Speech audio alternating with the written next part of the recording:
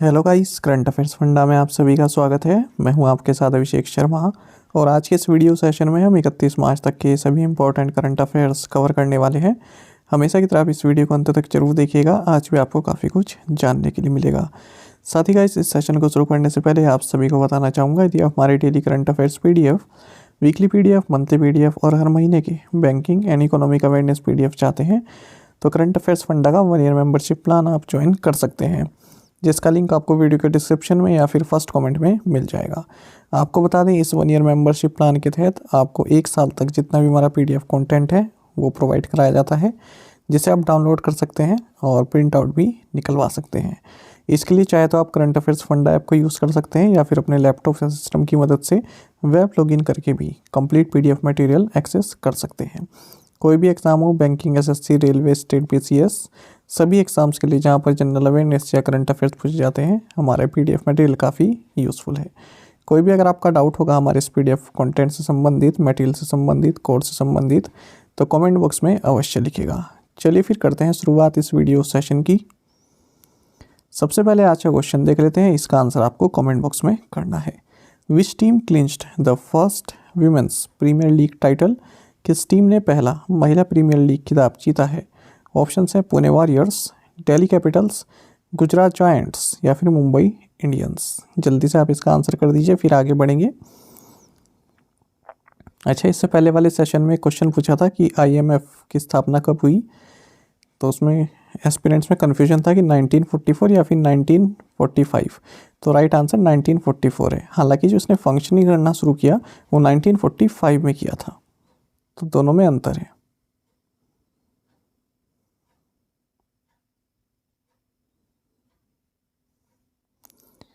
What is the ways and means advances WMA limit fixed by the Reserve Bank of India for the central government for first half of fiscal year 2023-24? वित्त वर्ष 2023-24 की पहली छमाही के लिए केंद्र सरकार के लिए भारतीय रिजर्व बैंक द्वारा निर्धारित अर्थोपाय अग्रिम सीमा क्या है? ऑप्शंस आपके सामने है। सही आंसर ऑप्शन सी है, 1,50,000 करोड़ रुपीस। देखिए, आपको जानना चाहिए फिस्कल ईयर 2023-24 का जो फर्स्ट हाफ है, इसके लिए गवर्नमेंट ऑफ इंडिया ने रिजर्व बैंक ऑफ इंडिया के साथ मिलकर अपने बोरोइंग प्रोग्राम को फाइनलाइज किया है, यानी कि कितना उधार लेना है इस चीज़ को फाइनलाइज किया है। तो देखिए, टोटल जो ग्रोस मार्केट बोरोइंग होने वाली है गवर्नमेंट ऑफ इंडिया की, जो मार्केट से पैसा उठाएगी गवर्नमेंट फिस्कल ईयर 2023-24 के लिए, वो 15.43 लाख करोड़ रुपए है। ठीक है, जैसे कि बजट में बताया गया। लेकिन फर्स्ट हाफ में कितना उठाएगी? जो 2023-24 का फर्स्ट हाफ है, इसमें 8.88 लाख करोड़ रुपए ये उठाएगी मार्केट से। अभी हमारे क्वेश्चन का आंसर नहीं हुआ है, जो हमने क्वेश्चन पूछा था उसका आंसर यहाँ पर है। अब देखिए, रिजर्व बैंक ऑफ इंडिया ने भी ये कहा है कि हमने जो ways and means advances limit है फर्स्ट हाफ के लिए 2023-24 के लिए, उसको फिक्स किया है 1,50,000 करोड़ रुपए।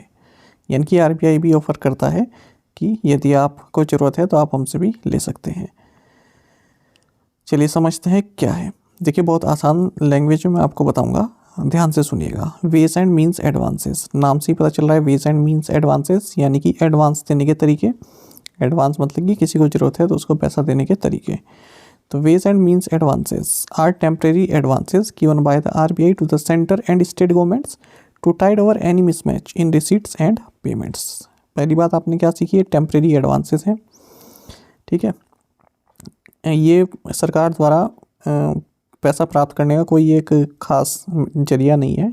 कभी ऐसा हो जाता है, मान लीजिए सरकार एक्सपेंडिचर तो कर रही है, कई प्रोजेक्ट्स में पैसा लगा रही है और कई प्रोजेक्ट से उसके पास रेवेन्यू भी आना है, लेकिन रेवेन्यू आने में कुछ देरी हो जाती है या फिर रुक जाता है रेवेन्यू का कार्य, लेकिन एक्सपेंडिचर का कार्य तो चलता रहना है, तो उसको पैसा भी चाहिए एक्सपेंडिचर के लिए। तो वो कहाँ से आएगा? उसको बोलते हैं टेम्परेरी मिसमैचेस, है ना। कोई मिसमैच हो जाता है रिसीट एंड पेमेंट्स में, पेमेंट भी करनी है लेकिन हमारे पास रेवेन्यू आ नहीं रहा है, तो कुछ मिसमैच हो गया ना।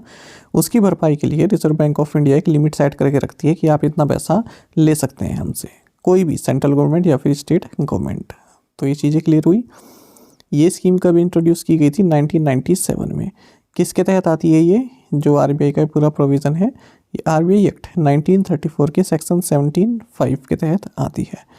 अच्छा, अब जब RBI पैसा दे रही है सेंट्रल गवर्नमेंट को या स्टेट गवर्नमेंट को, तो ऐसे ही नहीं देगी, उस पर कुछ इंटरेस्ट चार्ज भी करेगी। तो इंटरेस्ट कितना चार्ज करेगी? जितना आरबीआई का रेपो रेट चल रहा है उतना, जो भी रेपो रेट उस टाइम चल रहा है उतना ही चार्ज किया जाएगा उस पैसे पर, जितना सेंट्रल गवर्नमेंट या स्टेट गवर्नमेंट ने लिया है। अच्छा, अब ये पैसा सेंट्रल गवर्नमेंट ने लिया है तो वापस करना होगा कितने दिनों में? 3 महीने के अंदर, 19 डेज़ के अंदर अंदर। ठीक है, हालांकि गवर्नमेंट ने मान लीजिए 100 रुपये लिए हैं, लेकिन उसको ज़रूरत ज़्यादा की है तो ज़्यादा भी ले सकती है, लेकिन उसके लिए इंटरेस्ट और ज़्यादा देना होगा। कितना? रेपो रेट से और 2% पॉइंट्स अबव। ठीक है, अगर आप ज़्यादा पैसे लोगे तो जो रेपो रेट से 2% पॉइंट्स अबव आपको और चार्ज करना होगा। आई होप आप इस चीज़ को समझ गए हैं। Researchers from which IIT have developed a pocket-friendly device to detect milk adulteration in 30 seconds? किस IIT के शोधकर्ताओं ने 30 सेकंड में दूध में मिलावट का पता लगाने के लिए पॉकेट फ्रेंडली डिवाइस विकसित किया है? ऑप्शंस आपके सामने हैं। सही आंसर ऑप्शन सी है, IIT मद्रास। देखिए, Indian institute of technology Madras यानी कि IIT मद्रास के रिसर्चर्स ने एक 3 dimensional paper based portable device को डेवलप किया है, जो कि 30 सेकंड के अंदर मिल्क में जो अडल्ट्रेशन है यानी कि जो मिलावट है उसको डिटेक्ट कर सकता है। इवन इस सिस्टम को आप घर पर भी परफॉर्म कर सकते हैं, यूज़ कर सकते हैं। तो मिल्क में किसी भी तरह के अडल्ट्रेटिंग एजेंट्स हैं यानी कि मिलावटें हैं, urea, detergent, soap, starch, hydrogen peroxide, sodium hydrogen carbonate या फिर साल्ट की, सबको डिटेक्ट कर सकता है। तो इस रिसर्च की अगुवाई की है डॉक्टर पल्लव सिंह महापात्रा, मिस्टर सुभाषिष पटारी और डॉक्टर प्रियंकन दत्ता के द्वारा। The World Bank has approved a $108 million loan to which state to improve disaster preparedness and enhance flood forecasting? विश्व बैंक ने किस राज्य को आपदा तैयारी में सुधार और बाढ़ पूर्वानुमान के लिए $108 मिलियन के ऋण को मंजूरी दी है? ऑप्शंस आपके सामने हैं। सही आंसर ऑप्शन ए है, आसाम। अच्छा, यहाँ पर जो है ना, ये जो नीचे आप हेडिंग देख रहे हैं, ये गलती से कर्नाटक वाली लग गई, क्योंकि पहले मैंने आपको कर्नाटक वाला बताया था ना। ठीक है, आसाम, ये आसाम का क्वेश्चन है। ये वर्ल्ड बैंक इमेज के नीचे जो मैं आपके न्यूज़ की जो कटिंग लगाता हूँ, ये गलती से कर्नाटक वाली लग गई। खैर, कोई इससे असर नहीं पड़ेगा। देखिए, वर्ल्ड बैंक के एग्जीक्यूटिव बोर्ड ऑफ डायरेक्टर्स ने $108 मिलियन लोन अप्रूव किया है स्टेट ऑफ आसाम के लिए। क्यों? क्योंकि आसाम में जो डिज़ास्टर प्रिपेयर्डनेस का कार्य है उसको इम्प्रूव करने के लिए, साथ ही फ्लड फोरकास्टिंग सिस्टम को भी इम्प्रूव करने के लिए। तो इससे 6 मिलियन पीपल को बेनिफिट मिलेगा। और आपको बता दें, आसाम के लिए जो $500 मिलियन का जो इन्वेस्टमेंट प्रोग्राम है, उसी के तहत ये लोन दिया गया है। अच्छा, तो किसके द्वारा दिया जाएगा? वर्ल्ड बैंक के द्वारा जो एडमिनिस्ट्रेट किया जाता है, international bank of reconstruction and development, IBRD के नाम से जिसे आप जानते हैं, इसके द्वारा। मैच्योरिटी पीरियड 11.5 ईयर्स की रहेगी, ग्रेस पीरियड रहेगा 4 ईयर्स का। हाल ही में हमने देखा कि वर्ल्ड बैंक ने $1 बिलियन कमिट किए हैं भारत में पब्लिक हेल्थ केयर इंफ्रास्ट्रक्चर के लिए। और वर्ल्ड बैंक ने हाल ही में $363 मिलियन लोन अप्रूव किया है कर्नाटक में रूरल वाटर सप्लाई प्रोग्राम के लिए। ये भी हम देख चुके हैं। What type of exercise was conducted by the Indian Coast Guard in Kakinada, Andhra Pradesh? Andhra Pradesh के काकीनाडा में भारतीय तटरक्षक द्वारा किस प्रकार का अभ्यास किया गया है? ऑप्शंस आपके सामने है। सही आंसर ऑप्शन डी है, regional search and rescue exercise. देखिए, इंडियन कोस्ट गार्ड ने हाल ही में आंध्र प्रदेश के काकीनाडा में regional search and rescue exercise संपन्न की है। तो इस एक्सरसाइज का मकसद था कि real time maritime distress scenario को परफॉर्म करना। अगर रियल टाइम में किसी तरह की आपदा आ जाती है, किस तरह से हम रेस्क्यू ऑपरेशन चला सकते हैं। अच्छा, हाल ही में हमने ये भी देखा था कि इंडियन आर्मी एयर फोर्स ने 96 hour multi domain air and land exercise वायु प्रहार, इसको कंडक्ट किया ईस्टर्न सेक्टर में।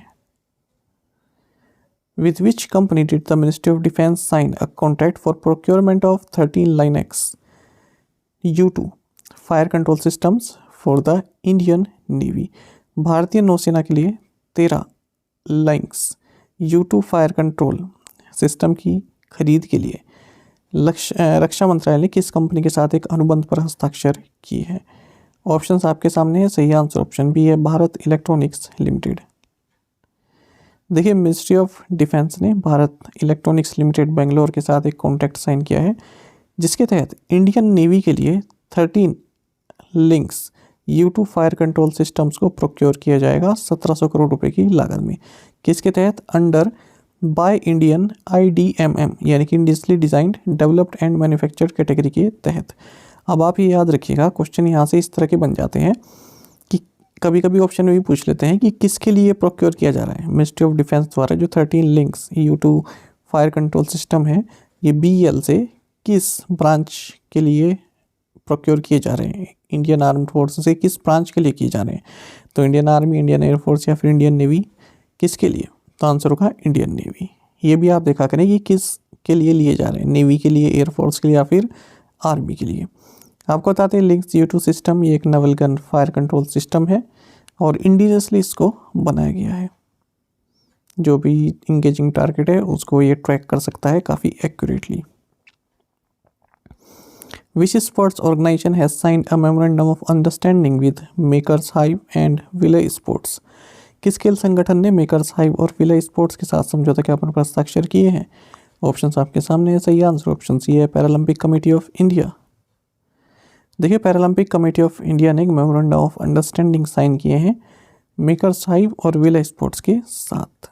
तो ये जो MOU साइन किया है, ये करंट प्रेसिडेंट जो हैं पैरालंपिक कमेटी ऑफ इंडिया की, दीपा मलिक, इनकी उपस्थिति में साइन किया गया। ये मैंने यहाँ पर ऐड किया है ताकि आपको मालूम हो कि पैरालंपिक कमेटी ऑफ इंडिया की प्रेसिडेंट कौन है। तो ये हैं डॉक्टर दीपा मलिक, जो कि फॉर्मर पैरालंपिक मेडलिस्ट हैं। और ये MOU कहाँ पर साइन किया गया है? श्री शिव छत्रपति स्पोर्ट्स कॉम्प्लेक्स पुणे में। यहाँ पर क्या हो रहा है? 21st national para athletics championship चल रही है। Which company has partnered with the BCCI to become one of the official partners of the Tata IPL for the season 2023? किस कंपनी 2023 सीजन के लिए टाटा IPL के आधिकारिक भागीदारों में से एक बनने के लिए BCCI के साथ साझेदारी की है? ऑप्शंस आपके सामने। सही आंसर ऑप्शन डी है, herbal life.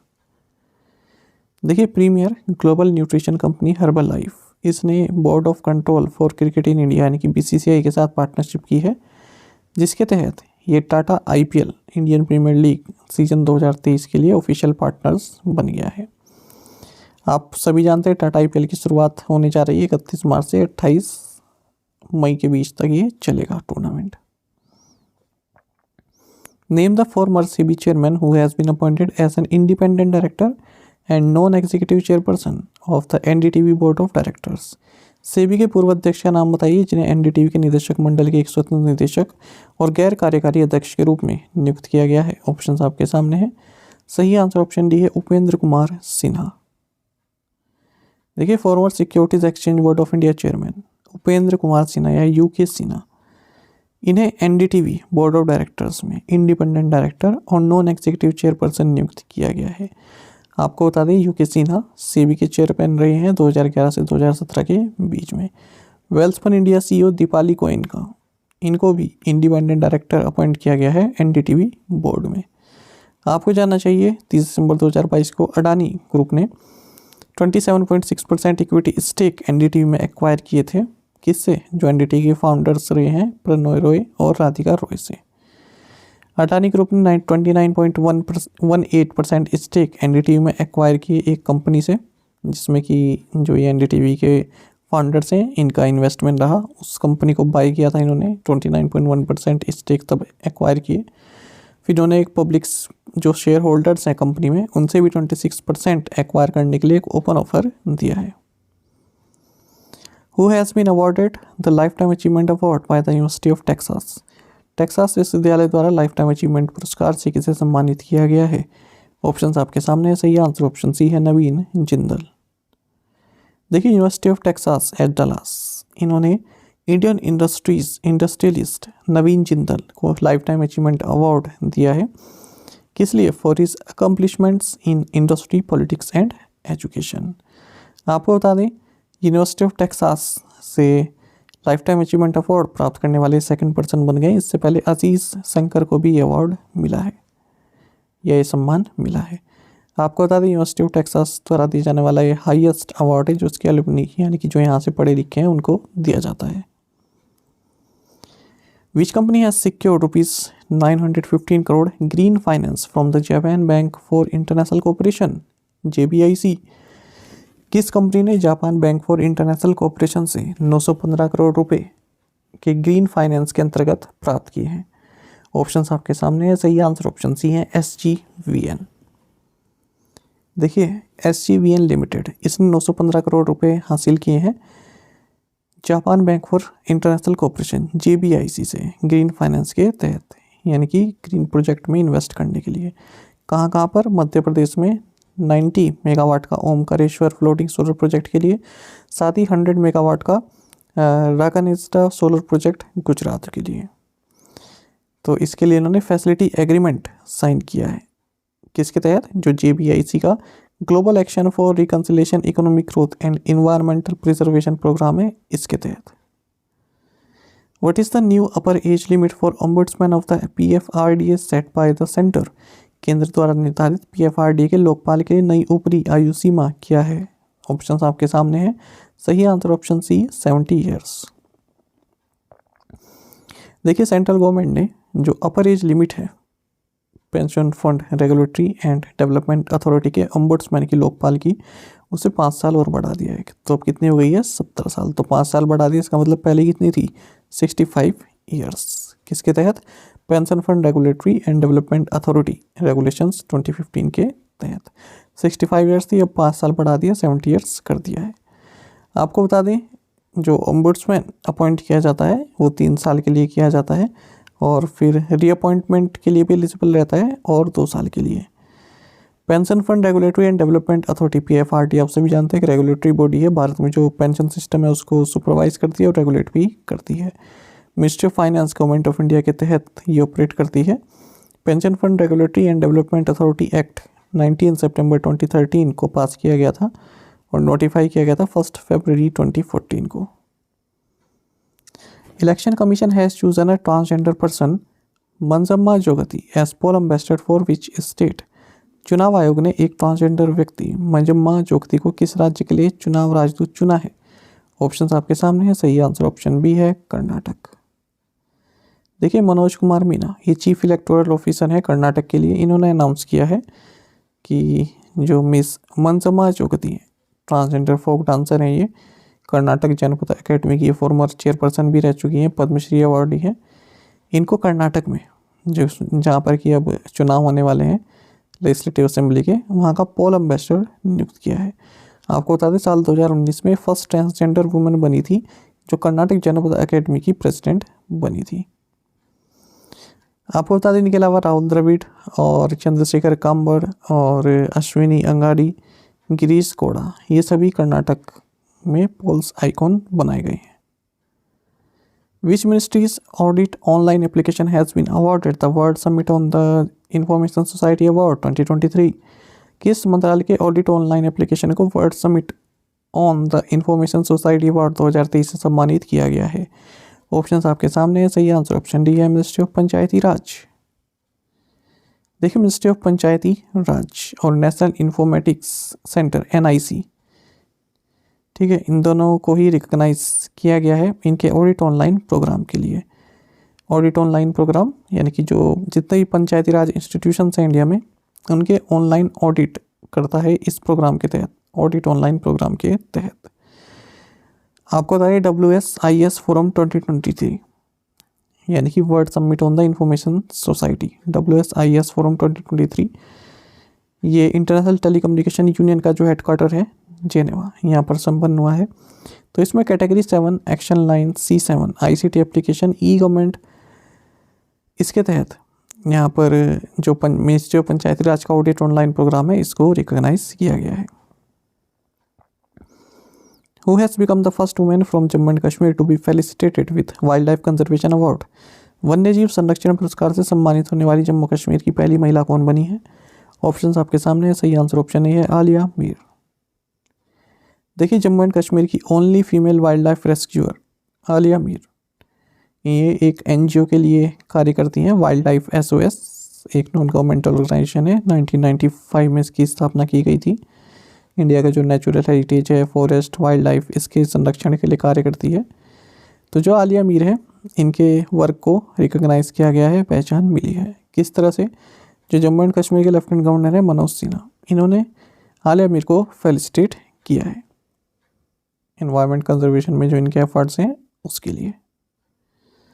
What is the name of the NGO associated with State Bank of India for the plantation project at Garden City University? Garden city university में वृक्षारोपण परियोजना के लिए स्टेट बैंक ऑफ इंडिया से जुड़े NGO का नाम क्या है? ऑप्शंस आपके सामने है। सही आंसर ऑप्शन बी है, दैट्स इको फाउंडेशन। देखिए, स्टेट बैंक ऑफ इंडिया ने अपनी कॉर्पोरेट सोशल रिस्पॉन्सिबिलिटी यानी कि CSR इनिशिएटिव के तहत 48 लाख रुपए की डोनेशन अनाउंस की है। किस लिए? गार्डन सिटी यूनिवर्सिटी बेंगलुरु में 32,000 ट्री सैपलिंग्स के प्लांटेशन के लिए। किसके साथ मिलकर? एक एनजीओ है, दैट्स इको फाउंडेशन, इसके साथ मिलकर।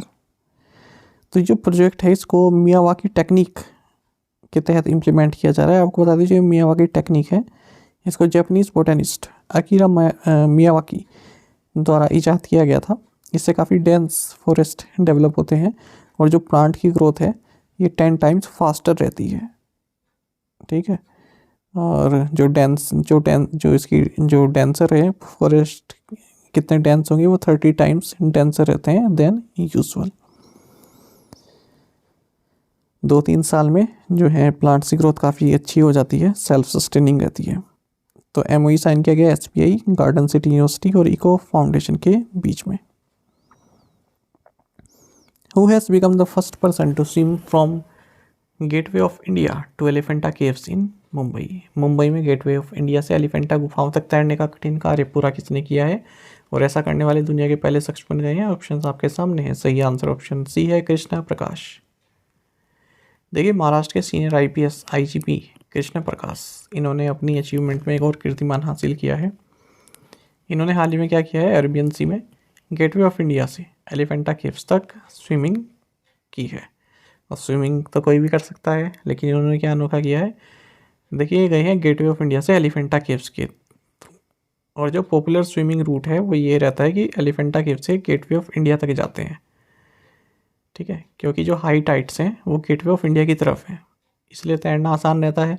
लेकिन उन्होंने क्या किया है? गेटवे ऑफ इंडिया से एलिफेंटा केव्स की तरफ गए हैं, यानी कि टाइड्स के जो हैं अगेंस्ट गए हैं, जो वेव्स की डायरेक्शन उसके अगेंस्ट गए हैं।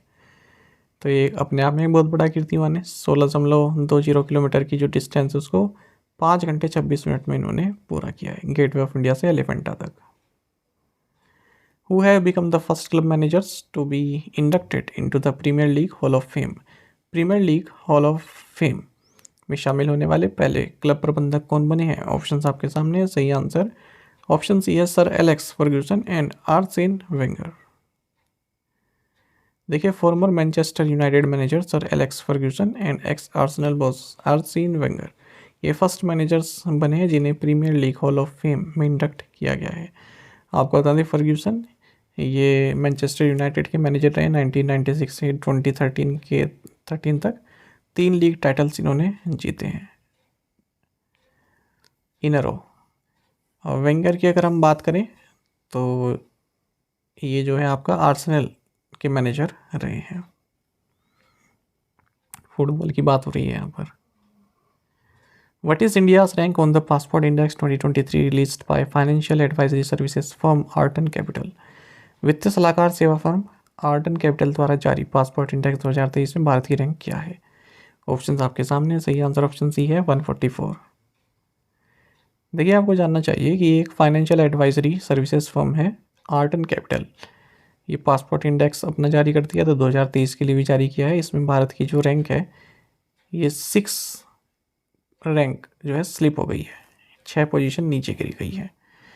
यानी कि अगर हम इसको 2022 से कंपेयर करें, 2022 में भारत की रैंक 138 थी, लेकिन अब 6 पायदान नीचे गिरकर 144 हो गई है 2023 में। और भारत का जो मोबिलिटी स्कोर है ये 70 है। आपको बता दें किस लिए किया जाए, ये फाल ज़्यादातर किस लिए हुई है, क्योंकि जो यूरोपियन यूनियन की जो पॉलिसी है उसके तहत भारत की ये रैंकिंग में हानि हुई है। क्योंकि कुछ यूरोपियन कंट्रीज़ ऐसी हैं जो भारत से जो वीज़ा का जो रिक्वायरमेंट है उसको मैंडेटरी कर रही हैं। मतलब वीज़ा और अराइवल कहीं कर पर रहता है, उसके अलावा मतलब वो हटाकर वीज़ा आपके पास होना ही चाहिए, मैंडेटरी कर रही है। तो उससे इफेक्ट पड़ता है रैंकिंग में।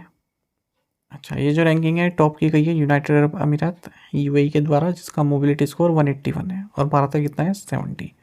इसके बाद फिर Sweden, Germany, Finland, Luxembourg, Spain, France, Italy, Netherland, Austria, ये सभी हैं जिनका मोबिलिटी स्कोर 174 है। लास्ट में हमेशा की तरफ अफगानिस्तान है। साउथ कोरिया की अगर हम बात करें, साउथ एशिया में हाईएस्ट स्कोर इसका है 174, और ये 12वें नंबर पर है। जापान 26वें नंबर पर है, इसका स्कोर है 172। इंडिया का जो मोबिलिटी स्कोर है 2019 में 71 रहा था, 2022 में बढ़कर 77 हो गया था, लेकिन अब फिर से नीचे आ गया है, 70 आ गया 2023 में। तो ये भी एक महत्वपूर्ण है। एक हेनली पासपोर्ट इंडेक्स है और एक ये आर्टन कैपिटल का पासपोर्ट इंडेक्स है। ये दोनों महत्वपूर्ण रहते हैं, एग्जाम में पूछ ले जाते हैं। चलिए प्रीवियस असाइनमेंट क्वेश्चन के आंसर देखते हैं। National panda day celebrated on March 16। The first meeting of the G20 chief science advisers round table held at Ramnagar in Nainital district Uttarakhand. Name the IT company that announced the opening of its America's headquarters in East Brunswick, New Jersey, Wipro.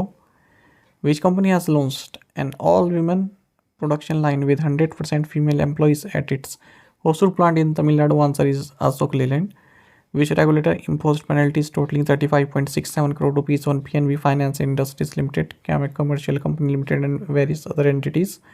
Answer is SEBI. आप में से कई students ने बिल्कुल सही answer दिया है। इस तरह से आप पार्टिसिपेट करते रहिए। अच्छा है कि क्वेश्चन आपसे पूछा गया था प्राइज मनी को लेकर, जो ये वीमेंस प्रीमियर लीग हुई है, इसमें मुंबई इंडियंस को, जो मुंबई इंडियंस ने टाइटल जीता है तो उनको 6 करोड़ रुपए मिले हैं, वहीं दिल्ली कैपिटल्स को 3 करोड़ रुपए मिले हैं। मैंने आपको 5 करोड़ रुपए बताया था मुंबई इंडियंस का, ठीक है, तो वो एक गलती हो गई थी यहाँ से, तो 6 करोड़ करेक्ट कर लीजिएगा। PDF मैंने 6 करोड़ करेक्ट कर लिए हैं। चलिए आज के असाइनमेंट क्वेश्चन देखते हैं। SEBI has extended deadline for filing nominations to demat accounts till which ministries धारा or to Indian knowledge system had completed 1 year in February 2023. Which bank has raised 3,717 crore rupees through Basel III compliant additional Tier 1 bond issuance at coupon rate of 8.25%. Name India's top triple jumper who has been banned by the National Anti-Doping Agency's disciplinary panel for 4 years for using a prohibited anabolic steroid. India's first batch of 2,585 agniveers, including 272 women, celebrated their passing out parade at which INS in Odisha. तो ये 5 questions के answer आपको comment box में देने हैं। यदि आपको एक क्वेश्चन का आंसर भी आता है तो अभी आप हमें कमेंट बॉक्स में बता सकते हैं। साथ ही करंट अफेयर्स फंडा को आप टेलीग्राम पर भी ज्वाइन कर सकते हैं। यहाँ पर रेगुलर वीडियो अपडेट्स और करंट क्विज जैसे हम आप सभी के लिए डालते रहते हैं। साथ ही डिस्कशन ग्रुप में आप किसी भी क्वेश्चन का सोल्यूशन पा सकते हैं। दोस्तों, यहाँ पर हमारे करंट अफेयर्स की प्लेलिस्ट दी गई है, इसको आप जरूर देखें। अपने दोस्तों के साथ, फेलो एस्पिरेंट के साथ हमारे करंट अफेयर्स को शेयर जरूर करें। आज का इस सेशन आपको कैसा लगा कमेंट बॉक्स में अवश्य बताइएगा। Thank you guys.